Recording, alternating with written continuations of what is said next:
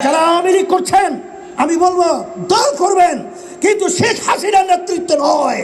আজকে যে উপদেষ্টা যাদেরকে নিয়োগ দেওয়া হয়েছে তার ভিতরে কিছু উপদেষ্টা যেটা নাকি আমাদের দেশের জনগণের মনের এবং তাদের চিন্তার বিপরীতে, একটু আগে যে বলেছিলেন আমাদের ফয়জুল করিম মুফতি সাহেব যে ফারুকি সাহেব, সেখানে বৈষম্য বিরোধী ছাত্র আন্দোলনে যারা নাকি জীবন দিয়েছে, রক্ত দিয়েছে এবং যারা নাকি প্রতিবাদ করেছিল, তারাও কিন্তু এই উপদেষ্টার বিরোধিতা করেছে।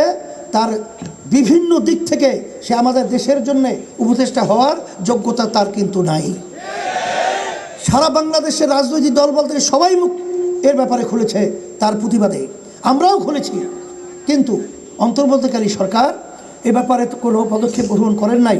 এটা কিন্তু আমরা আজকে আমাদের সম্মেলন থেকে এইটা আমরা এক কথায় বলবো, এটা আমরা ভালো নজরে দেখি নাই। আপনারা পরিবর্তন করবেন। নুরতাজে অর্ডার করে জিতে নিন গাড়ি, বাইক, আইফোন সহ কোটি টাকার পুরস্কার। অর্ডার করতে ভিজিট করুন nurtaj.com। এবং যারা নাকি বিতর্কিত তাদেরকে উপদেষ্টা থেকে আপনারা সরিয়ে দেবেন, এটা আমাদের দাবি।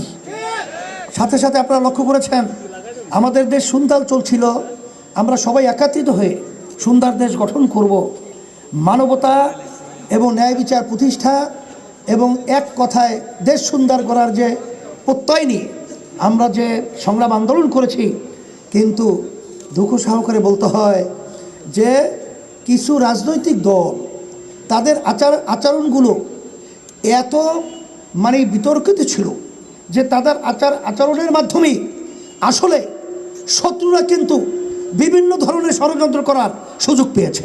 আমরা বলবো যে আপনারা কি সেই 15.5 বছর ইতিহাস ভুলে গেছেন? আপনারা কি সেই 53 বছরের বাংলাদেশ ইতিহাস ভুলে গেছেন? আজকে আমরা উদাত্ত আহ্বান জানাবো, আসলে আমরা সবাই একত্রিত হয়ে আমাদের দেশকে আগে রক্ষা করব, ইসলামকে রক্ষা করব, মানবতাকে রক্ষা করব, তারপরে আমরা ক্ষমতা যাওয়ার স্বপ্ন আমরা দেখব।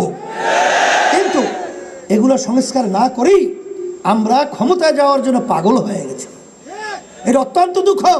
এই সুযোগে আজকে দেখছেন যে অন্তর্বর্তীকালী সরকার অল্প সময়ের ব্যবধানে বসতে পারে নাই, চতুর্দিকে শত্রুর ছায়ালাভ, সেখানে তাদেরকে আবার অশান্তি তৈরি করার জন্যে বিভিন্ন পর্যায়ে আজকে ভারত এবং বিভিন্ন এই দেশ যারা ধ্বংস করার বিভিন্ন নীল নকশা তৈরি করেছে, তাদের ষড়যন্ত্র আজকে আমরা লক্ষ্য করেছি। এর সুযোগ কারা করে দিয়েছে?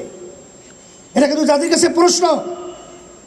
আজকে আপনারা দেখেছেন বাংলাদেশে হিন্দুরা এবং সংখ্যালঘুরা যে সুন্দরভাবে এবং স্বাধীনভাবে, এক কথায় আমরা অনেক সময় বলে থাকি মায়ের কোলে যেরকম সন্তান নিরাপদ থাকে, সেরকম আমাদের দেশের মধ্যে সংখ্যালঘুরা সর্বক্ষেত্রে নিরাপদ থাকার পরেও আজকে আমাদের পাশের রাষ্ট্রে ভারত, সেখানে বিভিন্ন সংবাদ মাধ্যম আমাদের দেশকে অশান্তি তৈরি করার জন্য বিভিন্ন মিথ্যা সংবাদের মাধ্যমে দেশকে বিভিন্ন ধ্বংস করার, বিভিন্ন ধরনের অশান্তি করার বিভিন্ন নীল নকশা তৈরি করেছে। আপনারা দেখেছেন এ ব্যাপারে আমাদের জাতীয় ঐক্য করতে হবে, জাতীয় ঐক্য গড়ে তুলতে হবে। আগে হুব্বুল ওয়াতানি মিনাল ঈমান, ঈমান দেশের আন্তরিকতা, মহব্বত এবং দেশের প্রতি আন্তরিকতা থাকে ঈমানের একটা অংশ। আমরা বলবো যারা আওয়ামী লীগ করছেন শেখ হাসিনা এবং তার পরিবারের নেতৃত্বে, আমি বলবো যারা নাকি তাদের নেতৃত্বে এখন আওয়ামী লীগ করার স্বপ্ন দেখছেন, তারা দেশের শত্রু, তারা ইসলামের শত্রু, তারা মানবতার শত্রু। কারণ তারা ভারতের এজেন্ডাকে বাস্তবায়ন করেছে। শেখ প্রধানমন্ত্রী ফ্যাসিস্ট, তিনি বলেছিলেন ভারতকে যা দিয়েছি তা কখনোই তারা ভুলতে পারবে না। কিন্তু আপনি কি এনেছেন সেটা তো আমাদের বাংলাদেশের জনগণ শোনে নাই। তাহলে বুঝা গেল আপনি ভারতের জন্যই আপনি বাংলাদেশে এই মসনদে বসে ভারতের দালালি করতেছিলেন। তারা যারা আওয়ামী লীগ করছেন আমি বলবো দল করবেন, কিন্তু শেখ হাসিনার নেতৃত্ব নয়। আওয়ামী লীগের শেখ মুজিবুর রহমানের সেই যারা নাকি বিতর্কিত, তাদের নেতৃত্বে আওয়ামী লীগ বাংলার জমিনে চলতে পারে না, চলতে হবে না। সাথে সাথে আমরা নির্বাচনের ব্যাপারে বলেছি 53 বছর স্বাধীনতার বয়স। আজকে দেশ যাদের যে নিয়মের মাধ্যমে নির্বাচন হয়েছে, এই নির্বাচনের মাধ্যমে ফ্যাসিস্ট তৈরি হয়েছে। এই জন্য ইসলামী আন্দোলন বাংলাদেশ সহ সব রাজনৈতিক দল আমরা পিআর সিস্টেম নির্বাচন প্রবর্তনের জন্য আমরা দাবি তুলেছি।